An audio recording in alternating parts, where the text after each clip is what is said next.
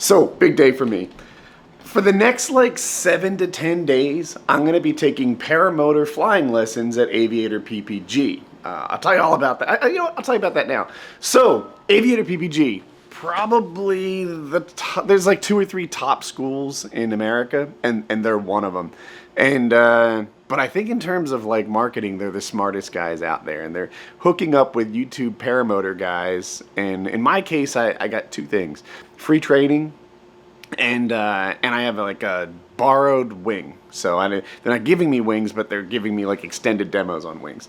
I just mentioned that to be straight up front. In exchange, what they want from me is just be honest. Hey, show what you like, what you don't like, and use our stuff. That it's hard to turn down a deal like that. It's exactly how I would have structured it if I was in their shoes.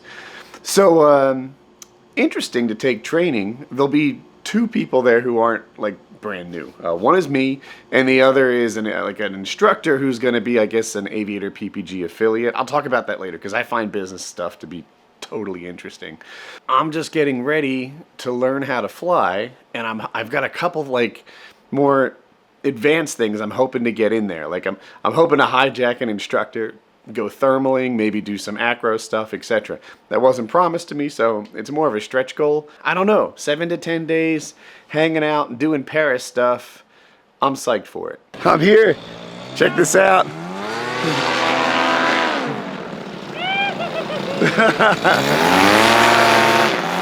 So this is Aviator PPG, the paramotor mecca. Hey, you guys want to see what happened to my paramotor? It's like he's just hanging out. Here, I'll show you. So, in my last flight, I mentioned it to you. This speed bar clips into the wing, and mine came unclipped. And I damaged the netting here. Here, you can see I kind of repaired it with these zip ties. And down here. I got kind of lucky though. One, the prop is completely fine. I'm happy with, I'm excited about how durable that is. Look at these 2 guys goofing around. And the other thing is it happened a few days before I came here. And like, I don't know. They're gonna replace the netting for me and get me in good shape. So, time for me to unload. Class starts in half an hour. So I think I'm pretty good on schedule. Let's go. Kind of go around the room, explain our schedule, our plan, why we're here, what our stories are, try to tell you guys a little bit, and whatnot. But first off, it's 11 o'clock. You guys are all signed in, ready to rock and roll. I'm very proud of you already. You're doing a good job so far. But yeah, I guess first things first, hi, I'm Eric. I'm 31, married, 2 kids, flying my whole life. Going down, you saw these rocks in the stream. The stream is going to be nice and laminar in front of those rocks. As it passes over those rocks, it's going to be very turbulent. So those are things you want to identify upwind of you. What obstacles you have if you're taking off, and if you're just kiting, what kind of mechanical turbulence those obstacles are going to create. All right, I'll let you stare at John's junk while I talk over him for a second. I think what they aspired to do was have the morning class be ground school, and then afternoon we go outside, we kite, and get some hands-on stuff, whether it's kiting or towing or whatever. Half the day academic, half the day physical. The first day, though, it was so windy that they decided not to have people kite. And I thought, you know what, just 2 weeks ago I kited in weather like this. Why don't we do it? And they said, no, this is a big mistake. You want your students' first experience to be one of success. And to put them out there when it's way too spicy would be a problem. So we didn't do that. All right, so today is super windy. Let's see if I can get a palm tree blowing around for you. Or there, flags. It looks like maybe what's going to happen is the instructor's going to kite and show the students how that's done, but they're not going to strap in the students. And we're just taking a 5-minute break now. This is what we're doing. The ground course is pretty well laid out. Like, they've got a plan that they're following, a whole syllabus. I picked up a few things here and there, which is cool.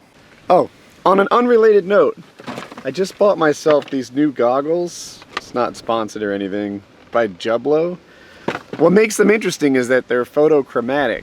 They get darker when it's sunny out, and then they turn clear when it's like as the sun sets, which is something that's important to me as a paramotor guy. I'm kind of trying out goggles lately because they don't go under your hearing protection and like break that seal. Here you guys can see. This is what I look like through goggles.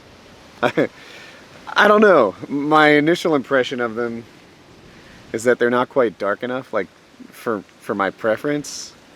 But I don't know. We'll see how I like them over time. Effortlessly, and with an economy of motion. Smaller inputs, predicting where it's going, predicting what's happening next, getting a really good feel for where things are going, etc. If you put yourself in a position where you're reacting to the wing, you're already behind it. Put yourself in a position where you're leading that wing. Like that. Nice move, Matt. Matt's like, he's got this. It really gives you a lot more control. So just the small inputs that are well balanced and well controlled. The other key is you have to wear short shorts. Okay? All right. Without further ado then. All right, we're all headed out the door. It's like 3 o'clock. We're doing a late lunch. I'll sync up soon. That govern all aviation activities in the United States. Now, these aviation activities could be commercial operations, they could be air transportation operations. All right, so it's about 8 o'clock. We just finished our day. I thought what I'd talk about was talk about business stuff. So, because I think it's interesting, like how entrepreneurs solve problems and stuff.